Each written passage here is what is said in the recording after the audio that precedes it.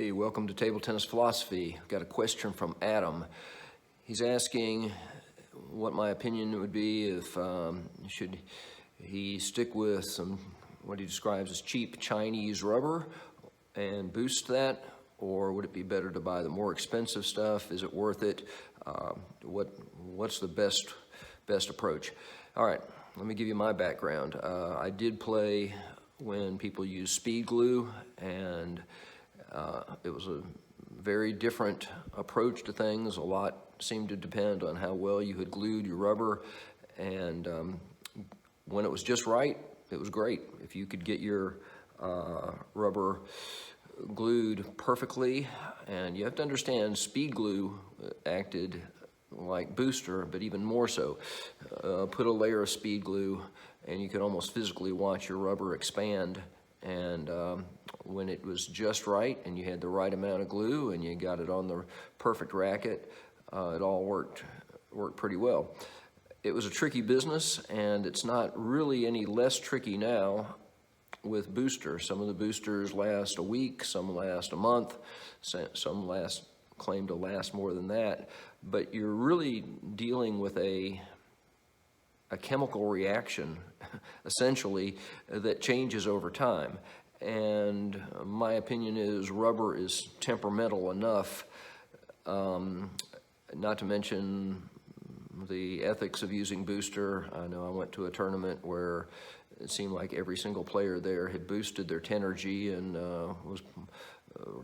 rackets were being, it was just a different level of speed and spin than I had seen against other players who rarely boosted their rubber. So I think part of it depends on what your budget is, and if you're trying to go for consistency, I would avoid, consistency of the rubber, I would avoid boosting it. You might save money in the long run by buying a good sheet of rubber that you didn't feel needed to be boosted. Like I said, you just have to do the math on that, but if you can find something that's durable, that you like and works for your game, that might be the better way to go. Now, as far as, cheap Chinese rubber, which it's not all cheap, but I know what you're talking about. If you can get a sheet for $20, $25 and boost it perfectly, it might play better than some of the stuff that costs $100 temporarily. That's the problem. Anytime you're boosting it, this is a temporary effect. It's not going to last forever.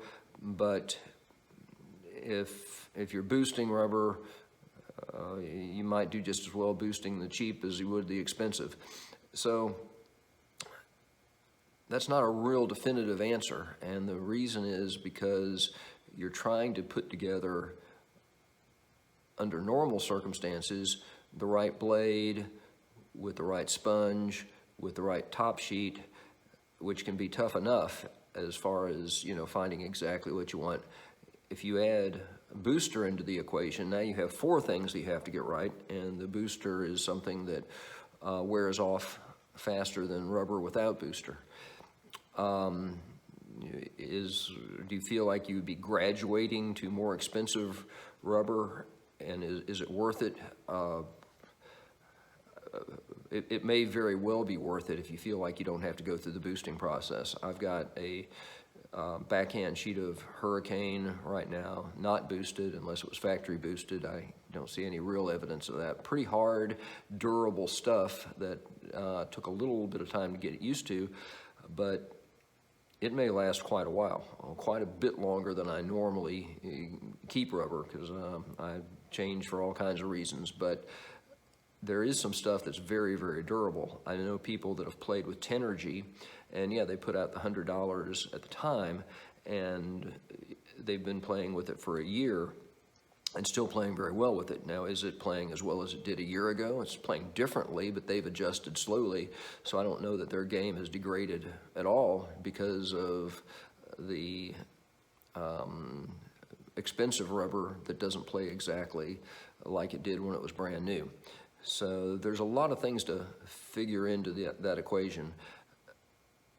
And I would add, just because a certain rubber is more expensive, that does not necessarily mean it's better for your game, or it doesn't mean it's better for anybody's game. You just have to find what really suits you, you know, I like to talk about equipment. It's a lot of self-examination about your game. What are you trying to do? What works for you?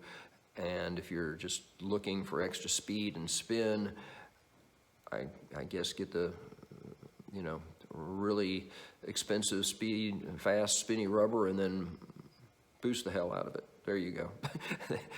Then that's what you got, but I don't know that that's what you want for everybody. All right, that's the story on that. Not sure that I gave you the greatest answer on that because there's so many variables in that, but you could go a lot of different directions, and it really comes down to figuring out what you need for your game and what type of rubber would work for you. Unfortunately, what happens is you may do all the right things, figure it out as best you can, look at all the reviews, get it, and it's still not exactly what you wanted. There's a lot of variables that, you know, what sounded good may not work on your blade. What sounded good might have been good if you'd gotten a different thickness of the rubber, but there is some guidance out there, and I'd be glad to give you my opinion if you tell me exactly what stuff you're using. I don't give any guarantees on that, but there are a lot of other videos out there from other coaches who give you their thoughts, and you can see where you can go with that. All right, thanks for the question, Adam. I hope other people will continue to ask questions, and it gives me a lot of stuff to talk about. I've got 2 or 3 more ready to go, so they'll be coming up in the next few days. All right, thanks a lot. See you next time.